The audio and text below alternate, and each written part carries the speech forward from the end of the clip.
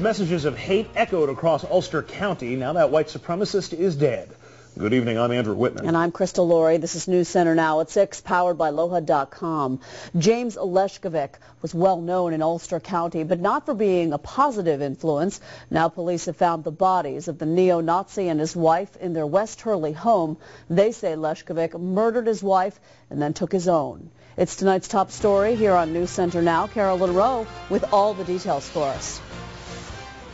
Well, that's right. Police say it happened right here in the couple's West Hurley home. A man and his wife found dead. Police investigating it as a murder-suicide. Who will remember Deb's dazzling smile and her laugh?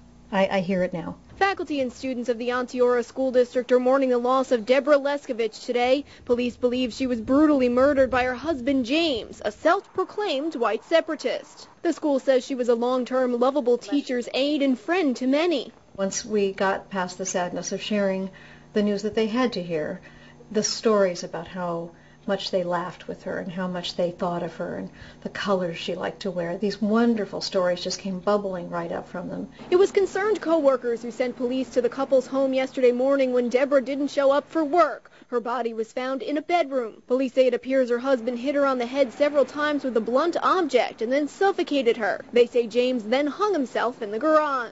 You never expect anything like that, from anybody. And they had their normal arguments, like everyone yesterday was like, did they fight, did they argue? But everybody argues, and like he would come outside and check firewood. James Leshkevich helped organize a white power neo-Nazi rally outside Kingston High School in 2005. He's well known in the law enforcement circles for his views, but doesn't have a long rap sheet. Police are looking at a long rambling message he posted on his blog accusing his wife of having an affair, ending the post by saying he was just too depressed over this to continue. We certainly would look for anything pertinent to this case. Anything that's germane to this incident, we would take a long, hard look at. Peter Tomlinson says he's steered clear of the family since James tried to drum up support from neighbors for his Kingston white supremacist rally, but he says he's surprised it came to this. I did think that he was kind of controlling of the family and that kind of thing, but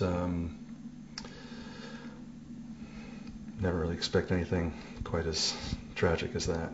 Now, neighbors say while they didn't know Deborah well when they saw her here on the street, she always seemed friendly. For News Center Now, I'm Carolyn Rowe in West Hurley. Back to you in the studio. Carolyn, thank you. Police say the investigation is still ongoing, although they don't think anyone else is involved in this case. A 14-year-old boy snatched off the streets of New Rochelle in broad daylight.